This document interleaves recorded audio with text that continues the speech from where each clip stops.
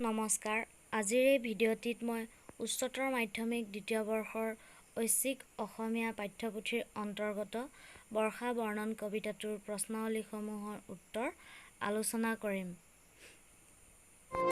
প্ৰথম প্ৰশ্ন, বৰ্ষা বৰ্ণন কবিতাটিৰ মূলভাৱ লিখা, নাইবা বৰ্ষা বৰ্ণন কবিতাটিত বৰ্ষাকালৰ বৰ্ণনা কেনেধৰণে উল্লেখ কৰিছে লিখা। বৰ্ষা বৰ্ণন কবিতাটিৰ মূলভাৱ ইয়াত যেনেদৰে আছে, তোমালোকে উত্তৰ কৰোঁতে তেনেদৰেই কৰিবা, তেতিয়া উত্তৰটো দেখিবলৈ সুন্দৰ হৈ পৰিব।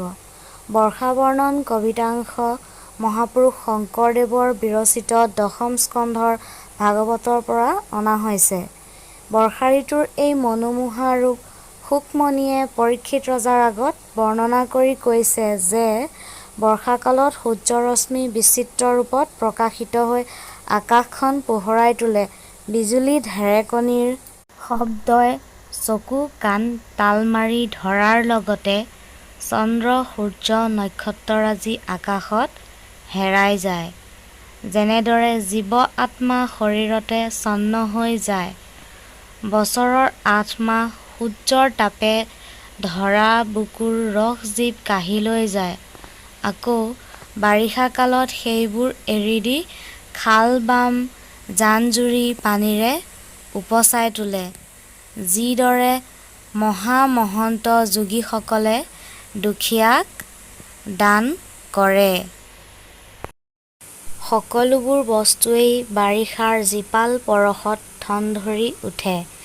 যিদৰে কোনো সিদ্ধ মুনিয়ে তপ উপবাসত থাকি পুনৰ ভোক ভুঞ্জিবলৈ পাই ঠন ধৰি উঠে।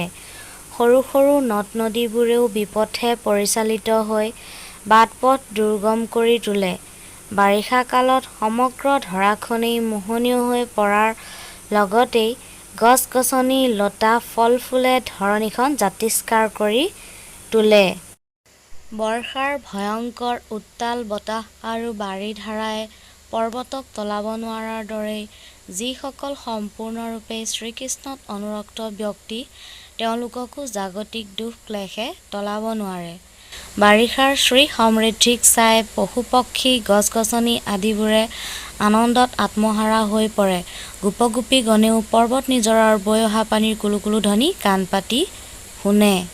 বৃষ্টি অহাৰ লগে লগে তেওঁলোকে নিজৰ নিজৰ গৃহত প্ৰৱেশ কৰি গোটাই থোৱা ফল-মূল ভক্ষণ কৰে।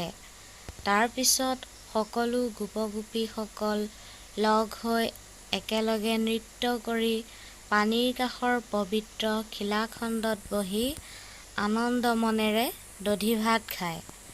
বাৰিষাৰ শ্ৰীবৃদ্ধি চাই শ্ৰীকৃষ্ণইও বাৰিষা কালৰ প্ৰশংসা কৰিছে আৰু তাত তেওঁ সকলোৰে লগত ধেনু চৰাই আনন্দত আত্মহাৰা হৈ পৰিছে। এয়ে আছিল কবিৰ সৃষ্টিত বাৰিষা কালৰ ৰূপ সৌন্দৰ্যৰ বৰ্ণনা। দ্বিতীয় প্ৰশ্ন, বৰ্ষাকালৰ বৰ্ণনাৰ মাজেৰে শংকৰদেৱে ভক্তি ধৰ্মৰ তাত্ত্বিক কথাবোৰ কিদৰে বৰ্ণনা কৰিছে লিখা। উত্তৰ: মহাপুৰুষ শ্ৰীমন্ত শংকৰদেৱৰ বিৰচিত বৰ্ষা বৰ্ণন কবিতাটি তেওঁৰ দ্বাৰা ৰচিত ভাগৱতৰ দশম স্কন্ধৰ অন্তৰ্গত। ইয়াত মহাপুৰুষজনাই গ্ৰীষ্ম ঋতুৰ পাছৰ বৰ্ষা ঋতুৰ বৰ্ণনা দিবলৈ গৈ ভক্তি ধৰ্মৰ লগত জড়িত তাত্ত্বিক কথাবোৰ অৱতাৰণা কৰিছে। কবিয়ে বৰ্ষা বৰ্ণন কবিতাটিৰ মাজেৰে কেৱল বৰ্ষা ঋতুৰ বৰ্ণনা দিবলৈকে যোৱা নাই, তাৰ লগে লগে তেওঁ কৃষ্ণৰ মাহাত্ম্য প্ৰকাশ কৰি জনসাধাৰণক ভক্তি ধৰ্মৰ প্ৰতি আকৃষ্ট কৰিব বিচাৰিছে। তেওঁৰ মতে বাৰিষাৰ প্ৰবল বাৰিধাৰাই জল-স্থল একাকাৰ কৰি মনোমোহা ৰূপৰ সৃষ্টি কৰে। তেনে এক প্ৰকৃতিৰ মনোমোহা পৰিৱেশত মানুহৰ মনো হৰিভক্তিপৰায়ণ বা হৰিভক্তিমুখী হয়।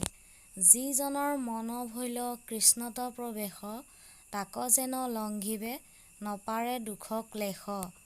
অৰ্থাৎ যিজনৰ অন্তৰ একান্তভাৱে কৃষ্ণত আকুল, তেওঁলোকক সংসাৰ জগতৰ মায়ামোহ, দুখ ক্লেশ আদিয়ে টলাব নোৱাৰে।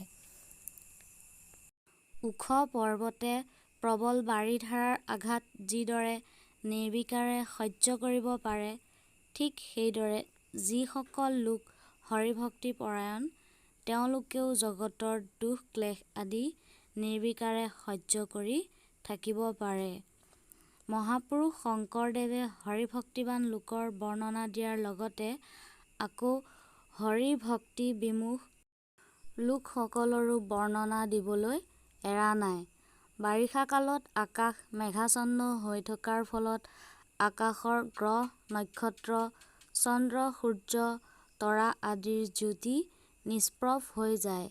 ঠিক সেইদৰে জীৱৰ অন্ত হ'লেও জীৱ-আত্মা শৰীৰতে বিলীন হৈ যায়, কিয়নো মানুহৰ হৃদয়তে ভগৱান বিৰাজমান যদিও অহংকাৰী লোকসকলে ভগৱানৰ অস্তিত্ব উপলব্ধি কৰিব নোৱাৰে। অহংকাৰী লোকসকলে ধনীৰ গৰ্বত নানা কটু অশালীন আৰু অশোভনীয় কাম কৰে। গ্ৰীষ্ম ঋতুৰ পাছত বাৰিষা বৰষুণ পৰি পৃথিৱীখন যিদৰে পুনৰ ঠন ধৰি উঠে, সেইদৰে তপ উপবাসত থাকি ভগৱানক স্মৰণ কৰা লোকসকলে পুনৰ খাবলৈ পাই টনকিয়াল হৈ পৰে। নিৰ্গুণৰ ইন্দ্ৰধনু গুণৱন্ত মেঘত প্ৰকাশ পোৱাৰ দৰে সত্ব ৰজ তম এই তিনি গুণো পৃথিৱীৰ সকলো বস্তুতে বিৰাজমান।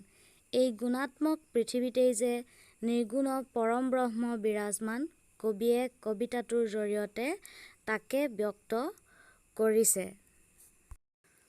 তৃতীয় প্ৰশ্ন। প্ৰসংগ সংগতি দৰ্শাই ভাৱ বহলাই লিখা। পঞ্চবৰ্ণে ৰঞ্জিত নিৰ্গুণ ইন্দ্ৰধনু, গুণৱন্ত মেঘত প্ৰকাশে পুনু পুনু, যেন তিনি গুণময় জগত যতেক, নিৰ্গুণ পুৰুষ তাত। উক্ত কবিতাফাঁকিৰ জৰিয়তে কবিয়ে বাৰিষা কালৰ এক মনোৰম প্ৰাকৃতিক সৌন্দৰ্য বৰ্ণনা কৰিছে।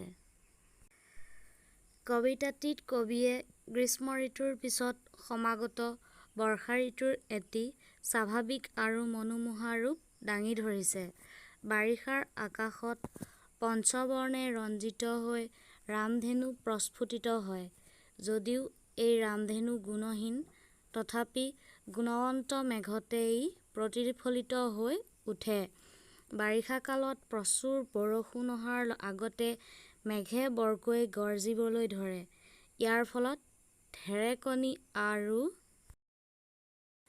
বিজুলীৰ সৃষ্টি হয়। খৰাং কালত সূৰ্যৰ প্ৰখৰ তাপত পৃথিৱীৰ জান-জুৰি, খাল-বিল সকলোবোৰ শুকাই প্ৰাণহীন হৈ পৰাৰ পিছত বাৰিষাৰ আগমনে সকলোতে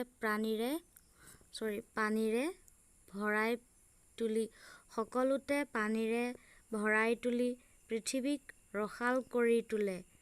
কবিয়ে পঞ্চবৰ্ণে ৰঞ্জিত নিৰ্গুণ ইন্দ্ৰধনু যেনেকৈ গুণৱন্ত মেঘতেই বিৰাজমান বুলি কৈছে, ঠিক তেনেদৰেই জগতৰ প্ৰতিটো বস্তুতেই সত্ব, ৰজ আৰু তম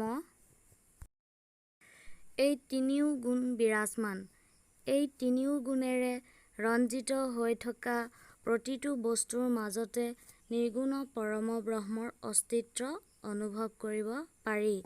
কবিয়ে উক্ত উপমা ফাঁকিৰ জৰিয়তে জগতৰ প্ৰতিটো গুণাত্মক বস্তুতেই যে নিৰ্গুণ পৰমাত্মা বিৰাজমান, তাকেই বুজাবৰ যত্ন কৰিছে।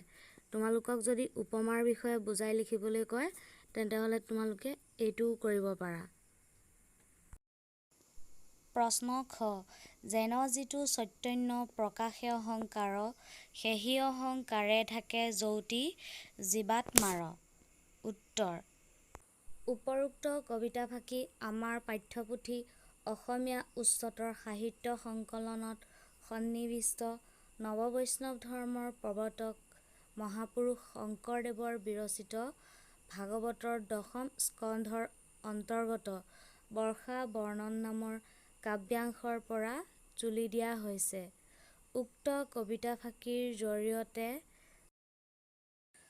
কবিয়ে ধন জন সা-সম্পত্তি মায়ামোহ কামনা বাসনাত নিজকে আবৃত কৰি ৰাখি অহংকাৰত মচগুল হৈ ভগৱানৰ অস্তিত্বৰ কথা পাহৰি যোৱাৰ কথাকেই বৰ্ণনা কৰিছে। বৰ্ষা ঋতুৰ আগমনৰ লগে লগে আকাশখন মেঘেৰে আবৃত হৈ পৰাৰ ফলত আকাশত থকা চন্দ্ৰ সূৰ্য তৰাৰ জ্যোতি দেখিবলৈ পোৱা নাযায়। ডাঠ ক'লা ডাৱৰে ঢাকি ৰখাৰ ফলত চন্দ্ৰৰ পোহৰো প্ৰস্ফুটিত নহয়। মেঘৰ মাজতেই চন্দ্ৰটি লুকাই থকাৰ দৰে মানুহৰ আত্মাটিও মানুহৰ শৰীৰৰ মাজতেই লুকাই থাকে আৰু সেই আত্মাৰ মাজতেই পৰমাত্মা বিৰাজমান। কিন্তু মূৰ্খ মানুহে তেওঁলোকৰ হৃদয়ত থকা পৰমাত্মাৰ অস্তিত্বৰ কথা উপলব্ধি কৰিব নোৱাৰি মিছাতে মায়ামোহত বন্দী হৈ ভগৱানক পাহৰি যায়। চন্দ্ৰৰ জ্যোতি যেনেকৈ ক'লা মেঘৰ মাজতেই ছন্ন হয়, ঠিক সেইদৰে অহংকাৰত মত্ত মানুহেও ভগৱানৰ অপাৰ মহিমা অনুভৱ কৰিব নোৱাৰি নিজকে পাৰ্থিৱ সুখ সম্পদৰ মাজত বিলীন কৰি দিয়ে।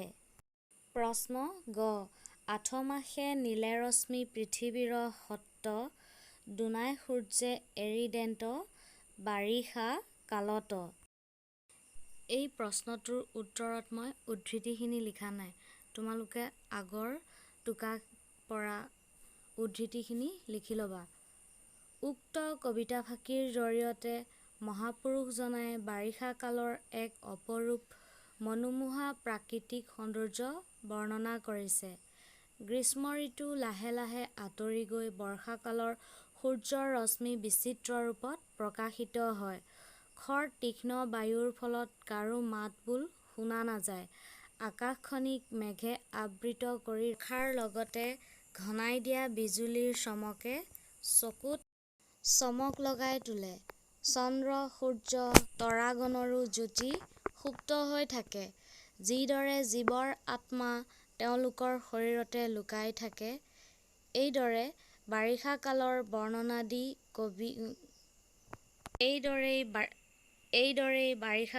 বৰ্ণনা দি কবিয়ে কৈছে যে বছৰৰ যি 12টা মাহ তাৰ ভিতৰত জেঠ আহাৰ শাওণ আৰু ভাদ এই 4টা মাহ বৰ্ষা ঋতুৰ অন্তৰ্গত।